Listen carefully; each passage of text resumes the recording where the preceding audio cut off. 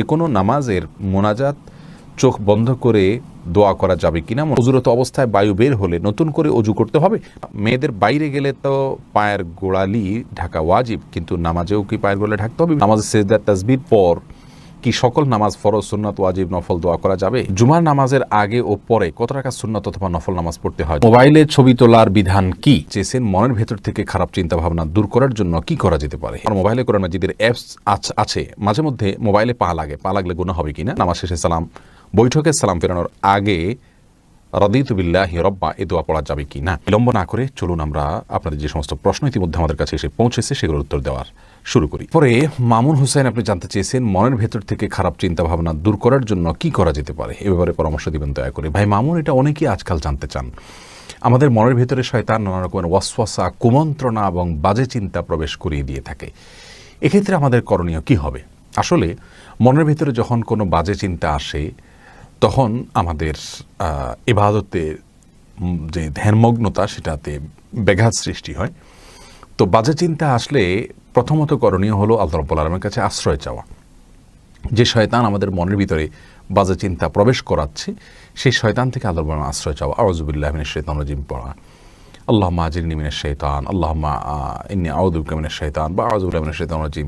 যে কোনোভাবে শয়তান থেকে পানাহ চাওয়ার যত দোয়া আছে সেগুলো পড়তে পারি। আউযু বিকালিমাতিল্লাহি তাম্মা মিন কুল্লি শাইতানিন ওয়া হাম্মা ওয়া মিন কুল্লি আইনিন লাম্মা, আউযু বিল্লাহি মিন হামাযাতিশ শায়াতিন।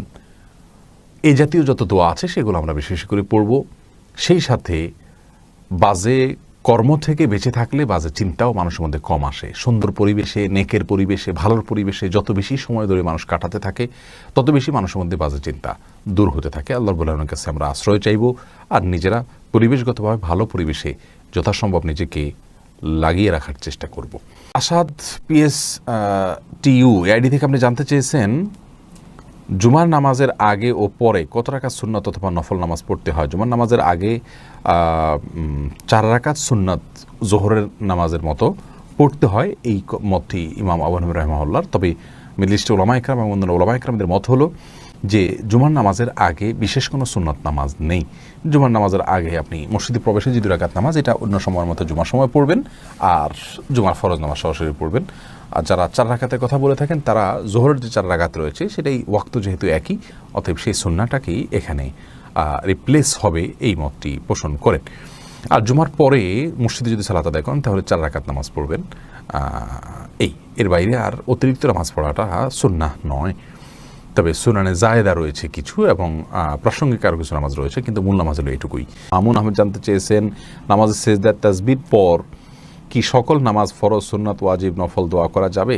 কেউ বলেন শুধুমাত্র নফল নামাজে দোয়া করা যাবে। আর মহিলারা যারা একা নামাজ পড়ি তাদের বিধান কি? একা নামাজের কি বিধান জানতে চাইছেন আমি তো বুঝলাম না।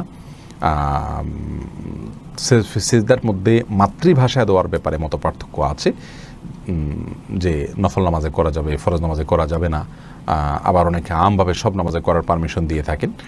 তবে সিজদায় মৌলিকভাবে দোয়া কবুল হয়, বিশেষ করে ফরজ নামাজে আমরা কোরআন হাদিসে বর্ণিত দোয়াগুলো আল্লাহর রাব্বুল কাছে পেশ করতে পারি। তবে নফল নামাজ এটাতে দোয়া বেশি করা উত্তম। ফরজ নামাজের তাসবিহগুলো শুধুমাত্র সীমাবদ্ধ রাখাই ভালো। আপনি নফল নামাজে বা অন্য নামাজেও কোরআন হাদিস বর্ণিত দোয়াগুলো করলে সবচেয়ে ভালো। আর যদি তাসবিহ পড়েন আর মনে মনে আল্লাহর কাছে আপনার চাওয়া পেশ করেন সেটাও আপনি করতে পারেন।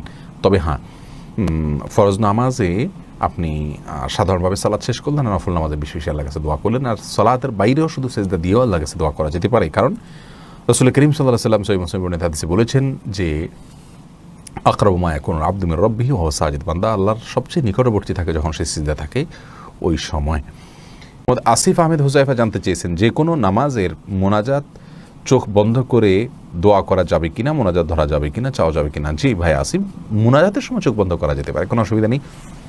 আমরা এর আগে একটা আলোচনায় বলেছি সালাতের মধ্যে চোখ বন্ধ না করে স্বাভাবিক অবস্থা থাকাই উত্তম। রাসূল আকরাম সাল্লাল্লাহু আলাইহি ওয়াসাল্লাম সালাতের মধ্যে চোখ খোলা রেখে সালাত আদায় করতেন, নামাজ পড়তেন।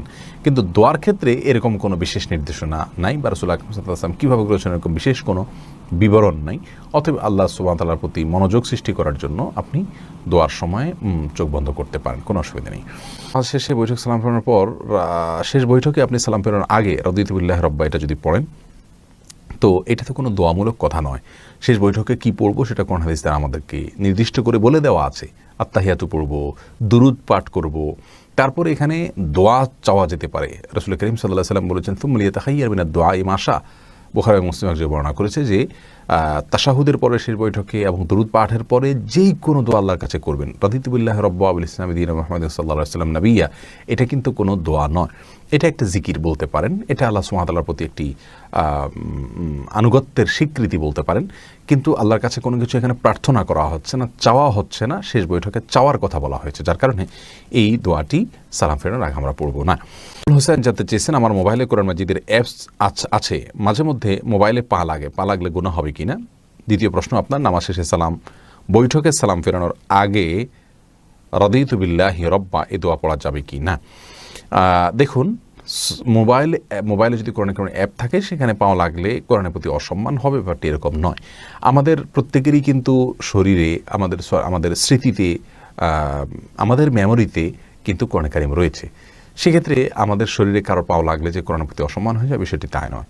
ঠিক তেমনিভাবে কোরআন কারিমের অ্যাপসের মধ্যে কোরআন রয়েছে, সেটার প্রতি আপনার অসম্মান হবে না যদি কোরআনের মোবাইলের মধ্যে পাওয়া লাগে। আমাদের বুকে বা মাথায়, আমাদের স্মৃতিতে কোরআন রয়েছে, মেমোরি রয়েছে, অথচ আমরা একে অন্যের গায়ে পা লাগাচ্ছি ইচ্ছায় অনিচ্ছায়। অতএব এর সাথে কোরআন অসম্মানের সম্পর্ক প্রত্যক্ষভাবে জড়িত নয় ইনশাআল্লাহ বিইذনিল্লাহ। কেউ নিয়ত করে যদি করে আল্লাহ মাফ করুক, সেটা ভিন্ন কথা, সেটা তো আর কেউ সচরাচর করে না। লাইলাতুল আফিফা আপনি জানতে চেয়েছেন, মেয়েদের বাইরে গেলে তো পায়ের গোড়ালি ঢাকা ওয়াজিব, কিন্তু নামাজেও কি পায়ের গোড়ালি ঢাকতে হবে? বিষয়ে আমরা বারবার বলেছি, গোড়ালি এবং আপনার পাতা উপরের অংশ, এটা ঢাকাটা নিরাপদ, তবে এটা নিয়ে ফোকায়ের মতো পার্থক্য আছে। এমনি শেখ শরীফ জানতে চেয়েছেন, অজুরত অবস্থায় বায়ু বের হলে নতুন করে অজু করতে হবে নাকি সেখান থেকে ধারাবাহিকভাবে অজু করতে হবে? নতুন করে অজু করতে হবে, ধারাবাহিকভাবে অজু করলে হবে না। মাঝখানে যদি অজু, হাত ধুয়েছেন, মুখ ধুয়েছেন, তারপর বায়ু বের হলে তাহলে শুরু থেকে অজু করতে হবে আপনাকে। আর জাহাঙ্গীর প্রশ্ন করেছেন, মোবাইলে ছবি তোলার বিধান কি? মোবাইলে যে ছবিগুলো আমরা তুলে থাকি, যেগুলো আপনার সফট ছবি থাকে, যেগুলো প্রিন্ট হয় না, অর্থাৎ হার্ড কপি বের হয় না, তার আগ পর্যন্ত মোবাইলে বা কম্পিউটারে যতক্ষণ পর্যন্ত থাকবে, মেমোরিতে যতক্ষণ পর্যন্ত থাকবে, ততক্ষণ পর্যন্ত এই ছবিকে অনেক ওলামায়ে কেরাম হালাল বলেছেন, যদিও কেউ কেউ হারাম বলেছেন, কেউ কেউ নিষিদ্ধও বলেছেন। মতপার্থক্য আছে এই বিষয়টা নিয়ে। সেজন্য বিনা প্রয়োজনে মোবাইলে ছবি না তোলাই হলো উত্তম, কিন্তু একান্ত প্রয়োজন হলে তোলা যাবে, সেক্ষেত্রে কারোর কোনো দ্বিমত নেই। আমি ব্যক্তিগতভাবে মোবাইলে বৈধ ছবি তোলাকে হালাল মনে করি, কারণ এই ছবিটা ধরাও যায় না, ছোঁয়াও যায় না, এবং এই ছবিটা রাসূল আকরাম সাল্লাল্লাহু আলাইহি ওয়াসাল্লামের যুগে যে ছবি অঙ্কনকে নিষিদ্ধ করা হয়েছে, যে সমস্ত কজের ভিত্তিতে নিষিদ্ধ করা হয়েছে, এই ফটোগ্রাফিক যে ছবি আছে এগুলোর ভিতরে সেই কারণগুলো পাওয়া যায় না, সেই উপাদানগুলো পাওয়া যায় না, যার কারণে এটি জায়েজ হওয়ার মতটা আমার কাছে বেশি শক্তিশালী। তারপরেও মতপার্থক্য থেকে ঊর্ধ্বে থাকার জন্য, ঈমান এবং তাকওয়াকে বাঁচাবার জন্য এহতিয়াত এবং সতর্কতামূলক পন্থা অবলম্বন করার খাতিরে উচিত হবে বিনা প্রয়োজনে ছবি না তোলা।